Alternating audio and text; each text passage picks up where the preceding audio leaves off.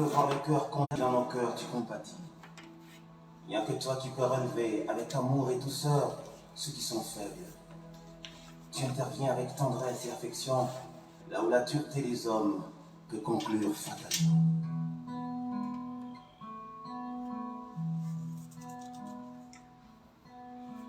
Jésus, le gardien de mon âme, c'est lui le seul bien qui me calme. Il chasse le lien qui me clame. Il me soutient et suit me l'âme. Je fais mon plein avec sa flamme.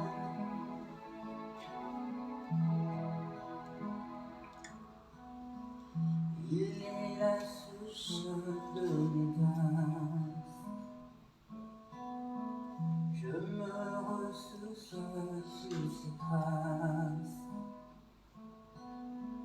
Jésus s'écourse de sa race,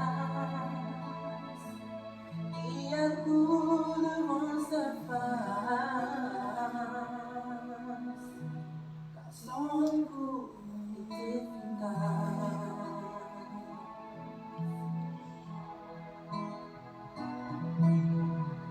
Alors à qui pourrais-je le comparer? Le prince de vie, Jésus, sans pareil. Personne ne peut nous séparer de lui. Jésus-Christ sans pareil. Jésus-Christ sans pareil. Alors à qui pourrais-je te comparer? Le prince de vie, Jésus est sans pareil. Personne ne peut nous séparer de lui. Jésus-Christ sans pareil. Jésus-Christ sans pareil.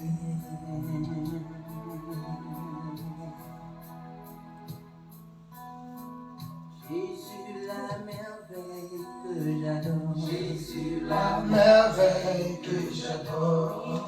Le sommeil qui me dort. Le sommeil qui me dort. Il ensoleille tout mon corps et me réveille quand je m'endors. Sans pareil en son apport. Sans pareil, son apport, sans pareil. Jésus, la merveille que j'adore. Jésus, la merveille que j'adore. Qui ne sommeille ni ne dort. Qui ne sommeille ni ne dort. Il ensoleille tout mon devoir et me réveille Quand je m'endors, sans pareil. dans son apport. Sans pareil, son apport, Alléluia.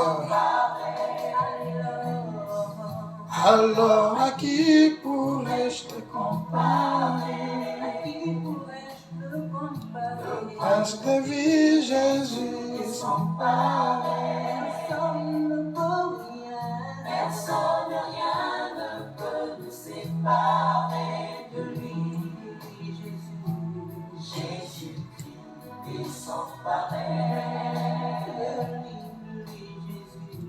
Jésus-Christ est Sans pareil. Alors à qui pourrais-je te comparer? Prince de vie, Jésus est sans pareil. Personne, rien ne peut nous séparer de lui, Jésus. Jésus-Christ est sans pareil. Jésus-Christ est sans pareil.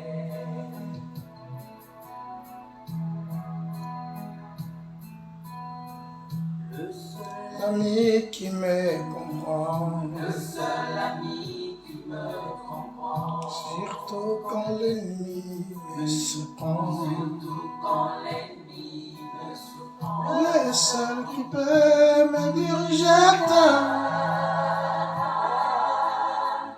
Quand près de moi on crie blasphème,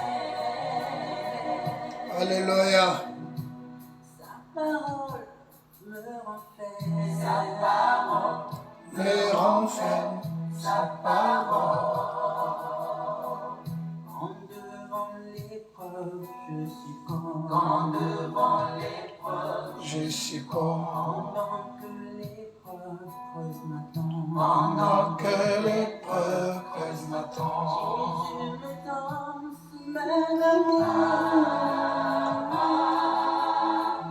il me dit mange mais c'est fou. Sans pareil en son apport. Sans pareil son apport. Sans pareil. Alors, Alors à qui pourrais-je le comparer? à qui pourrais-je te comparer? Prince de vie, Jésus est sans pareil. Personne ne peut rien. Personne, rien ne peut nous séparer de lui, Jésus. Jésus-Christ sans pareil. Jésus-Christ est sans pareil. Jésus-Christ est sans pareil. Alors à qui pourrais-je me comparer? À qui Pourrais-je te comparer? prince de vie, Jésus est sans pareil. Alléluia. Personne Personne rien ne peut nous séparer de lui. Jésus-Christ sans pareil. Jésus-Christ sans pareil. Gloire au Seigneur dans les lieux très hauts. Gloire à Dieu qui a renouvelé encore sa bonté dans nos vies. C'est lui qui est le maître de notre vie, le Seigneur de toute la gloire, de toute la terre, le Créateur de ciel et de la terre. C'est lui qui a fait de nous ce que nous sommes. Voilà pourquoi nous lui rendons grâce. Nous lui disons merci cet après-midi. Mes bien-aimés, nous devons être reconnaissants devant ce Dieu-là. C'est Dieu-là qui nous protège, qui nous donne le souffle de vie. La Bible dit, l'homme n'est pas maître de son souffle. Mais le Seigneur, chaque matin, il renouvelle sa bonté dans nos vies et il nous donne cet souffle de vie. Qu'est-ce que nous avons pu faire du bien, de bon, pour que le Seigneur se souvienne de nous? Pour que le Maître, l'Éternel des armées, se souvienne de nous? Bien-aimés, si c'est par sa grâce. Si nous sommes comptés parmi les vivants, c'est par sa grâce. Voilà pourquoi nous devons lui dire merci. Je lui dis merci pour sa grandeur, merci pour sa bonté, merci par ses bienfaits et par ses hauts faits. Père, merci pour cette journée magnifique. Merci pour le bienfait que tu nous as fait. Il est écrit, l'homme n'est pas maître de son souffle. Mais nous te sommes reconnaissants de te dire merci parce que nous sommes comptés aujourd'hui parmi les vivants. Voilà pourquoi nous te sommes reconnaissants encore de te dire merci. Béni soit ton nom, Jésus. Nous commençons, Père éternel, notre culte Seigneur de gloire, que tu sois notre Dieu et que tu sois notre guide et notre Père dans le nom de Jésus. Amen. Mes frères bien-aimés dans le Seigneur, toi qui as l'habitude de nous suivre, toi qui es amoureux de la parole de Dieu, shalom, bonjour. Le Dieu de toute grâce nous a fait grâce. Le dimanche passé, c'était la Pâque. Tout le monde entier célébrait la Pâque. Il y a des gens même qui ont fait des années qui ne sont pas allés à l'église. Ils se sont préparés pour aller à l'église pour fêter la Pâque. C'était une bonne chose. Vraiment, je vous encourage car c'était une bonne chose de le faire. De remercier Dieu, de fêter la Pâque, de commémorer la mort et la résurrection de Christ. Nous avons parlé le dimanche passé en disant la Pâque s'est faite chère. Ce n'est plus la fête qu'on fêtait en Israël, la fête de pain sans levain, fête de Pâques. Ce n'est plus cette fête-là. Mais la Pâque a pris la forme humaine. La Pâque, elle était habitée parmi nous, plein de grâce et plein de bonté. La Pâque a pris notre place à la croix. La Pâque a été célébrée ces jours-là. Les anges, quand le Seigneur disait « Père, je te rends grâce. Père, je remets mon esprit entre tes mains. » Il a terrassé l'ennemi. Il nous a délivrés. La Pâque, c'est la liberté. La Pâque, c'est la délivrance. Oui, certes. Mais cette Pâque-là, c'était une forme, c'était l'ombre des choses à venir. Car Christ est la réalité et la vérité. Voilà pourquoi je viens de dire que la Pâque a pris la forme humaine. La Pâque était à la croix. La Pâque, il était descendu sur la terre et le troisième jour, il est ressuscité. Voilà pourquoi Osée dira, dans 2 jours, je rendrai la vie, vous rendez la vie, et le troisième jour, je vous relèverai. Nous sommes délivrés, sommes passés à la mort, à la vie. Car la Pâque,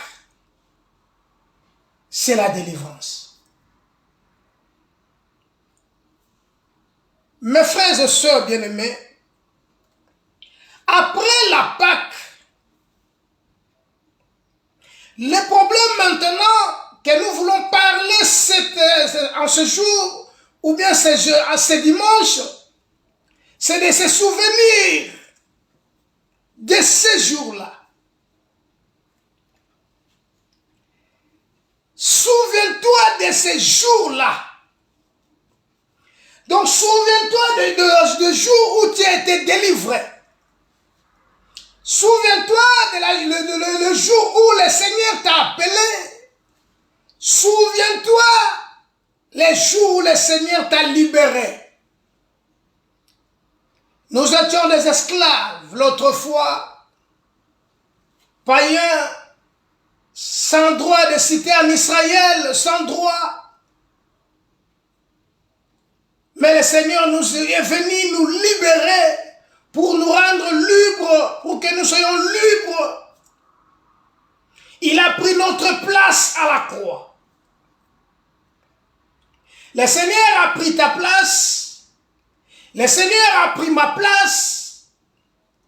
Voilà pourquoi il vous dit en ce jour de se souvenir de ce jour-là. La Pâque, c'est une bonne chose de célébrer la Pâque. C'est une bonne chose d'aller à l'église, de célébrer la Pâque. Mais ce qui est important, c'est de vivre la Pâque. Car la Pâque, c'est la parole. La Pâque, c'est la parole de Dieu. La Bible dit, venez contempler les œuvres de Dieu, car il est redoutable quand il agit sur le Fils de l'homme. Souviens-toi de ce jour-là que tu as été délivré. Ce jour-là quand le Seigneur t'a appelé. Ce jour-là quand le Seigneur t'a dit viens. Ce jour-là quand le Seigneur t'a délivré. Bien-aimé, le mot souviens vient du verbe souvenir. Donc, celui qui veut célébrer la Pâque doit se souvenir de ce jour-là. Je me souviens le jour-là, Christ prend le pain et le vin. Il dit, Tango nyonso bokozwa eloko bolobona se souvenir nanga. Mes frères en Christ, ces mots-là, souviens ou souvenir, c'est tout simplement se rappeler. Nous devons nous rappeler chaque fois de la mort et de la résurrection de cet homme.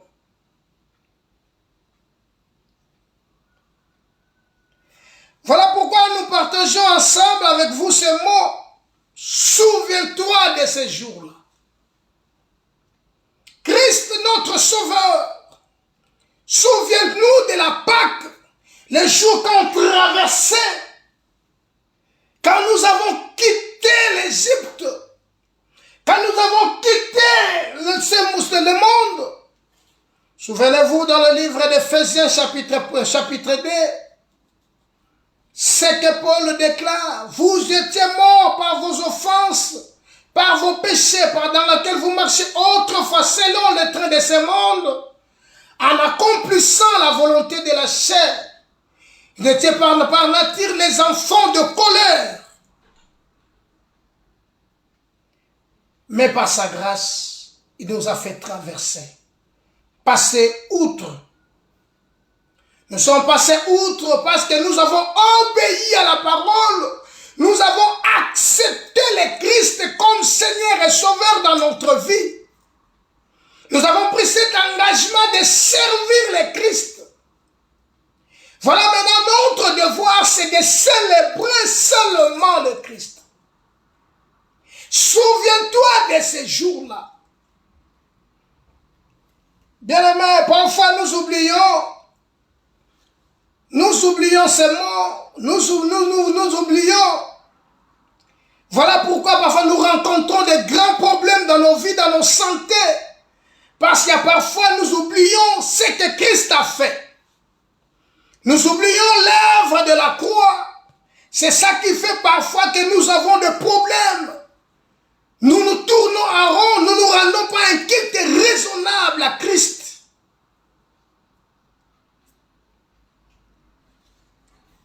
Nous faisons des choses qui ne donnent pas gloire à Dieu. Des choses parfois horribles, des choses qui ne donnent pas gloire à Dieu. Or, nous nous souvenons de la Pâque, ou de ces jours-là que nous sommes sortis de la tête haute. Nous sommes sortis de la tête haute parce que nous étions délivrés, parce que nous sommes délivrés et nous vivons la délivrance. Est-ce que tu vis la délivrance? Bien-aimé, Si tu célèbres la Pâque, ce n'est pas la fête que tu viens de passer le dimanche passé, parce que chaque mois de mars et mois d'avril, les gens célèbrent cette fête. Parce que c'est le mois d'Épi, selon Israël. Mais, ce mot Pâques, nous avons dit, selon les Grecs, qui dit Pashmisha,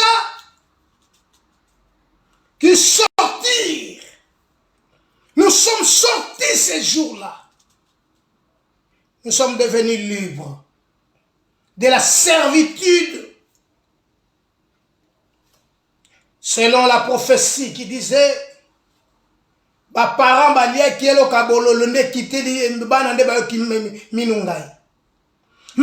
nous sommes maintenant libres.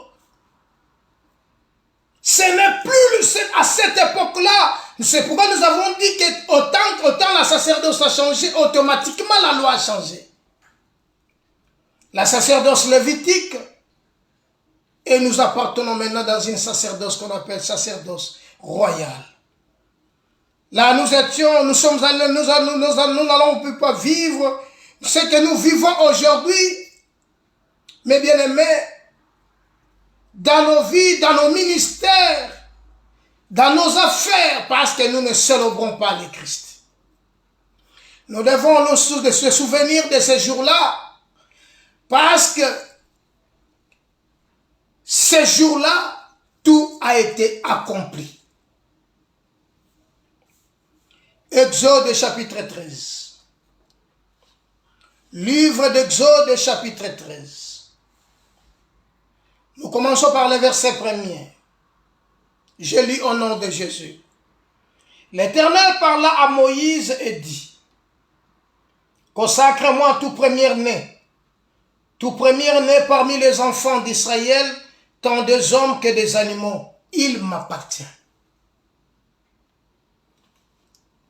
Consacre-moi tout premier-né. Tout premier-né parmi les enfants d'Israël, tant des hommes que les animaux, il m'appartient. Donc, tout premier-né, selon la loi, quand Moïse sortait avec ce peuple, quand ils sont sortis d'Égypte, maintenant l'Éternel a dit à Moïse de dire au peuple,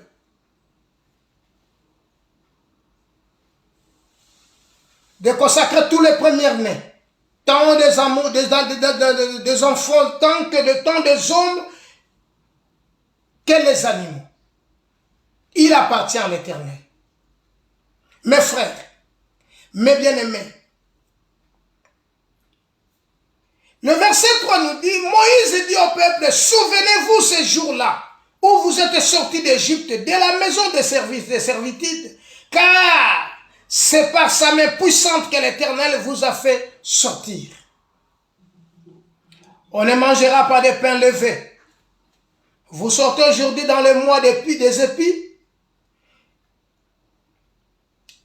Au mois des épis. Quand l'Éternel t'aura fait entrer dans le pays des Cananéens, des Étiens, des Amoréens, des Éviens, des Jubésiens, qu'il a juré à tes pères de te donner, au pays où coule le lait et le miel, tu rendras ce culte à l'Éternel dans ces mêmes mois.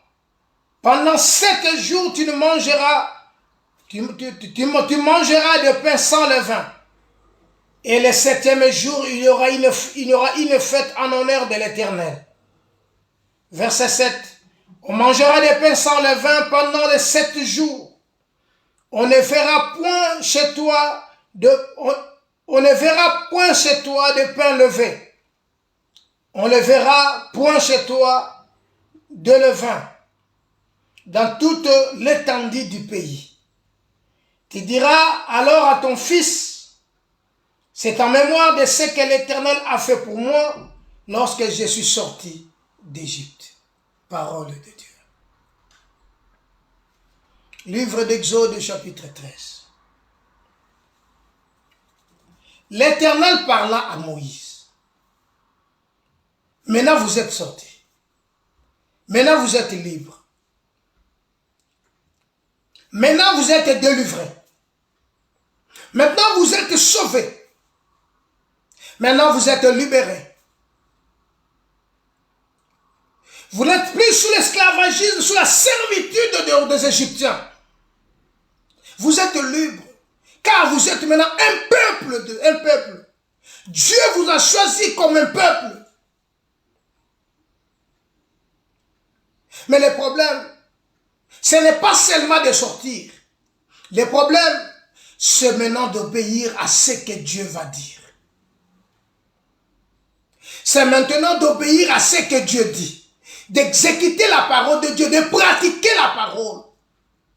Car vous êtes esclaves. Vous étiez en train d'obéir à tout ce que Pharaon disait. Vous étiez sous le commandement de Pharaon. Car ce que Pharaon ordonnait, vous étiez obligés de le faire. Parce que vous étiez sous esclavagisme à la servitude.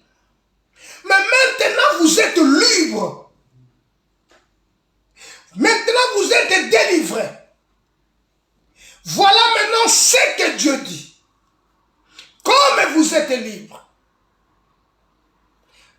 Souvenez-vous de ces jours-là que l'Éternel Dieu vous a protégé.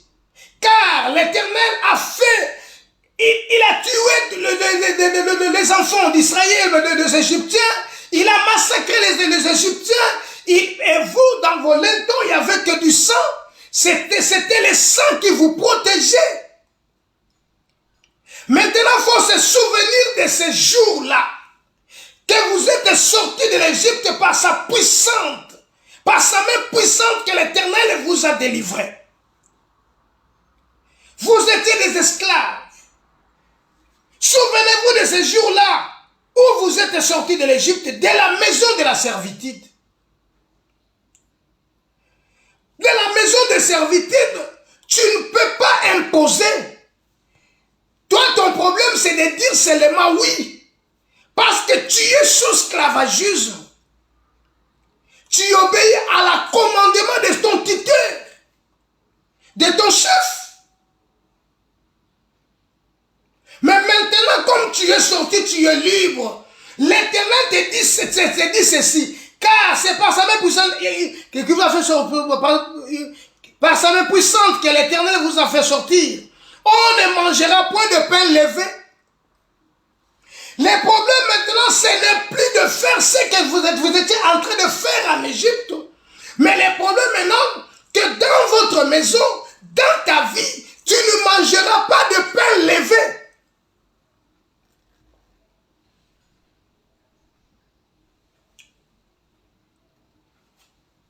Le verset 4 dit ceci. Vous sortez aujourd'hui dans le mois des épis.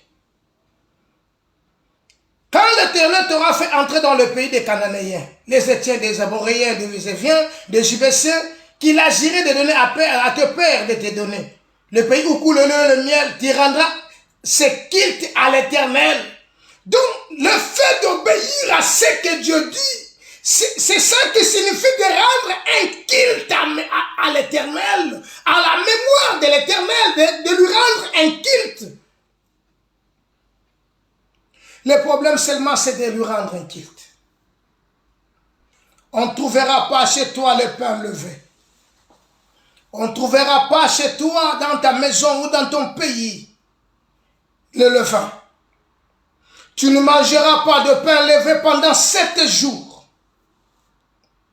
Donc toute une semaine, tu ne mangeras pas le pain levé. C'est seulement ce que l'Éternel te demande. Pour ne plus être sous l'esclavagisme. Mais Israël, pendant leur marche, ils se sont souvenus des concombres qu'ils mangeaient en Égypte. Mais l'Éternel Dieu dit, pendant 7 jours, tu ne mangeras pas de pain, sans levain, tu mangeras de pain sans levain. Et le 7e jour, il y aura une fête en l'honneur de l'Éternel. Pendant les 7 jours, tu ne mangeras pas de pain avec levain. Mais tu mangeras des pains sans levain. Et le 7e jour, Ça sera une fête en honneur de l'Éternel. Or, Pierre dit, un jour égale 1000 ans. Un jour. Or, pendant 7 jours, tu ne mangeras pas de pain sans levain. Donc, il signifie pendant 7000 ans, tu ne peux pas manger de pain sans levain. Donc, pendant toute ta vie, tu ne mangeras pas de pain sans levain. Tu mangeras que de pain sans levain.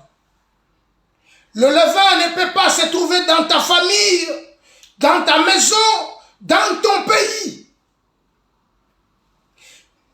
C'est seulement rendre un culte à l'Éternel. C'est seulement donner gloire à celui qui a créé le ciel et la terre. C'est seulement pour lui donner l'honneur et la gloire. Donc tu mangeras que de pain sans levain pendant les 7 jours.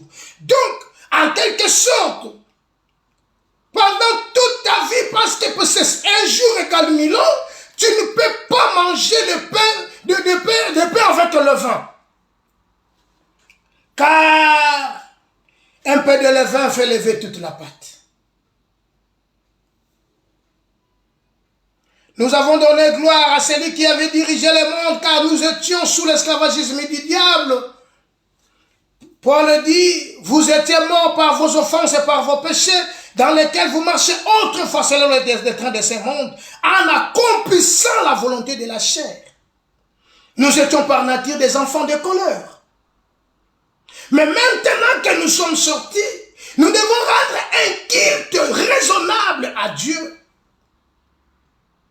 Ce culte consiste seulement de ne pas toucher les levains, de ne pas manger les levains.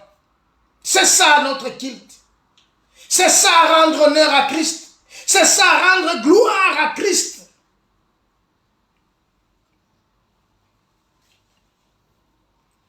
Donc tu ne pourras pas manger des pains levés toute ta vie parce que tu es consacré à l'Éternel. Or, pour consacrer toute ta vie, tu dois consacrer toute ta vie, toute ton énergie, tout ce que tu es en train d'entreprendre. Car tout premier-né, tout ce que tu aimes, tout ce que tu fais, ça sera en l'honneur de l'Éternel. Tu aimeras l'Éternel, ton Dieu, de tout ton cœur, de toute ton âme, de toute ta force et de toute ta pensée. Tu feras un culte à l'Éternel. Bien-aimé, ce culte consiste seulement à enlever le levain dans ta vie. Car un peu de levain fait lever toute la pâte. Exode chapitre 14, le verset 30, nous dit ceci. En ce jour, l'Éternel délivra Israël des armées égyptiennes. Israël vit sur les rivages de la mer, les Égyptiens qui étaient morts. Il vit la main puissante que l'Éternel avait dirigée contre les Égyptiens. Et le peuple craignait l'Éternel, et il a crié en l'Éternel et en Moïse, son serviteur. Car ils ont vu, bien-aimé, tu as vu ce que Dieu a fait dans ta vie. Tu n'es pas ignorant. Ce que Dieu fait, ce que Dieu a fait de ta vie, tu le connais. Alors nous devons se souvenir maintenant de ces jours-là, ce que Dieu nous avait dit.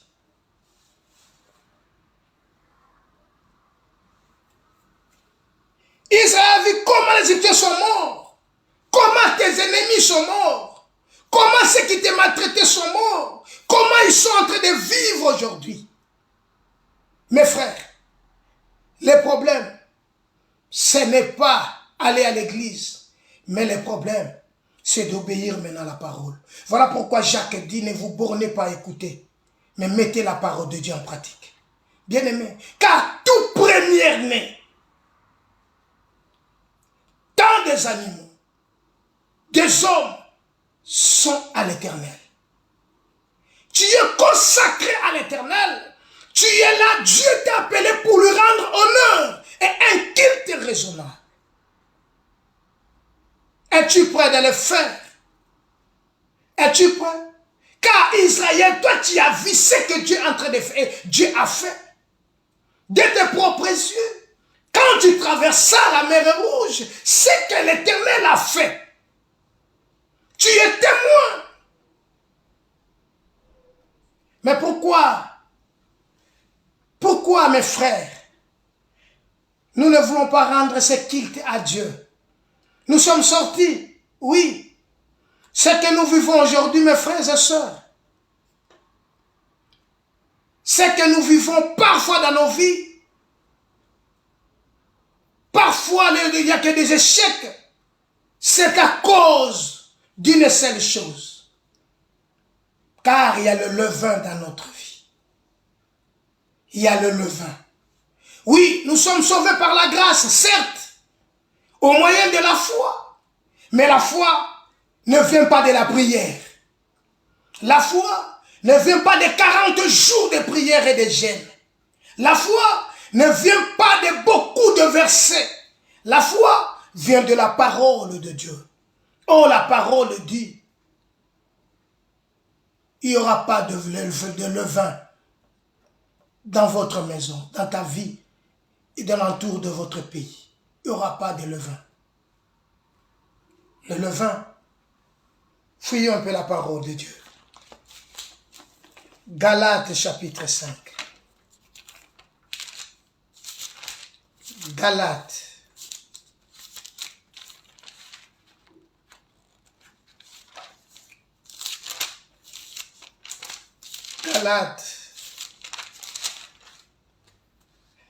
Galates,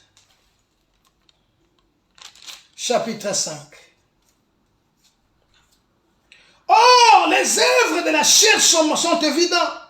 Sont la débauche, l'impureté, le dérèglement, l'idolâtrie, la magie, la rivalité, les querelles, la jalousie, la monicité, les disputes, les divisions et les sectes. Voilà le levain.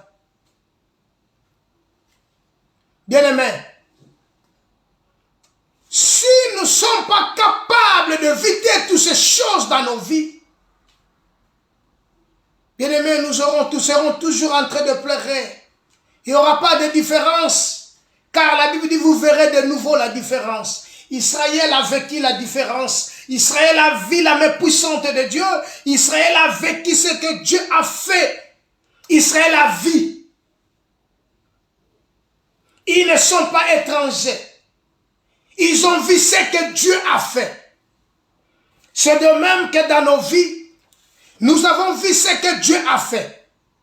Mais le grand problème, nous ne voulons pas obéir à la parole de Dieu.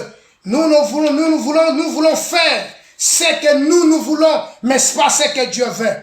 Bien-aimé, l'Éternel parla à Moïse en disant, sanctifiez-moi tout premier-né.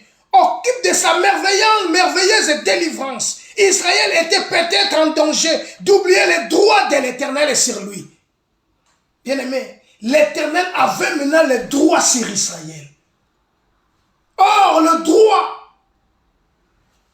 que le Père avait sur nous, c'est important. C'est de rendre un culte à celui qui nous a sauvés. C'est de lui rendre seulement un culte.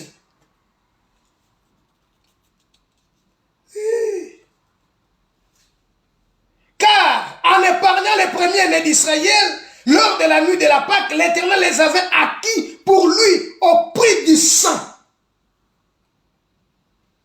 C'était au prix du sang que l'Éternel les a épargnés. C'est pourquoi il demande tout premier-né.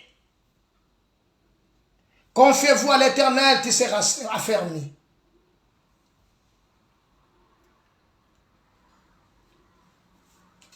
C'est-à-dire la mise à part pour Dieu de personnes ou aussi les biens, laver, sanctifier, justifier.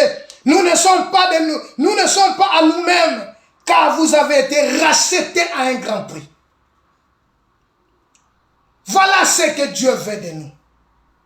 Voilà ce que Christ veut de nous. C'est seulement de lui rendre un culte. Il veut ses droits dans nos vies. C'est d'obéir à ce que lui veut. Après la Pâque, c'est maintenant de rendre culte à Dieu. De lui dire maintenant merci. De lui rendre grâce. De lui donner tout premier-né. La sanctification des premiers-nés, l'Éternel a ajouté les souvenirs de la délivrance et de l'ordonnance des pains sans levain. La sainteté pratique la conséquence de l'aspersion du sang. Doit demeurer les traits caractéristiques du peuple de Dieu auprès de l'entrée dans le pays des promesses, dans le pays où Dieu nous a promis. Or, le pays, c'est Christ. Pour entrer dans le royaume, pour hériter le royaume, nous devons obéir à ce que Dieu dit. Si nous n'obéissons pas, car la parole près de toi, dans ton cœur et dans ta bouche, c'est la parole de foi que nous prêchons. Bien-aimés, si nous ne le faisons pas, nous ne verrons pas le Christ. La paix de face de paix sans levain devait aussi donner à Israël d'entrer dans le pays. L'occasion d'expliquer à son fils pourquoi il faisait ça. Pourquoi de ne pas trouver des levains dans nos maisons, dans nos familles. Le Seigneur le savait pourquoi. Quand ton fils te demandera un jour, le Fils de Dieu m'a aimé et se livre lui-même pour moi. Voilà pourquoi Paul dit, ce n'est plus moi qui vis, mais c'est Christ qui vit en moi. Donne gloire à Dieu, mon frère. Car nous sommes sortis le main levée. Voilà, Dieu ne veut pas trouver de levain dans notre vie. Nous devons s'abstenir. Lisons un verset. 1 Corinthiens.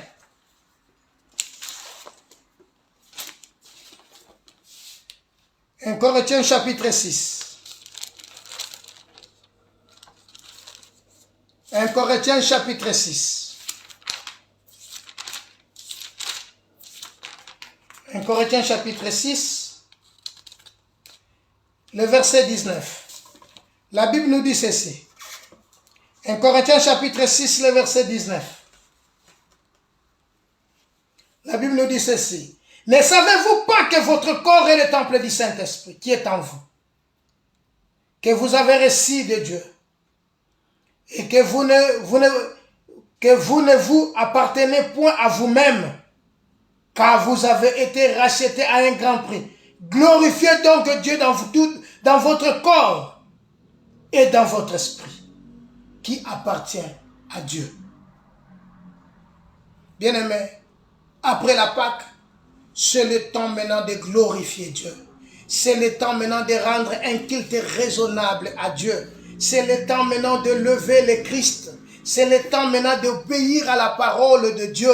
C'est le temps maintenant d'expérimenter la puissance de Dieu. C'est le temps maintenant de vivre ensemble avec Dieu. Ce n'est plus le temps de vivre comme nous étions hier, car nous sommes rachetés à un grand prix. Mes bien-aimés frères et sœurs, la sainteté pratique le pain sans levain dans la vie des Israélites imprime ainsi son sceau sur ses activités et sur son discernement. Le mémorial entre ses yeux, enfin ce témoignage. Et ce qui nous manque encore, c'est ça, c'est son témoignage. Nous ne rendons pas son témoignage. Mais il est temps maintenant, car nous sommes passés à la mort, à la vie. Nous sommes délivrés, nous sommes libérés, nous sommes libres. Maintenant, nous sommes des enfants de Dieu. Nous sommes des enfants de Dieu, le fils et des filles de Dieu. Ce que Dieu demande seulement, que de lui glorifier, de lui donner honneur, donc de consacrer maintenant notre vie, de consacrer tout ce qui nous appartient maintenant, de le confier à l'Éternel. La Bible dit, honore l'Éternel avec tes biens et les prémices de ton revenu. Nous avons maintenant droit d'honorer l'Éternel, de lui donner gloire avec tout ce qui nous appartient. Il est temps, mes frères et sœurs. Il est temps de donner gloire à Dieu. Il est temps. N'attends pas demain. N'attends pas demain, mais aujourd'hui.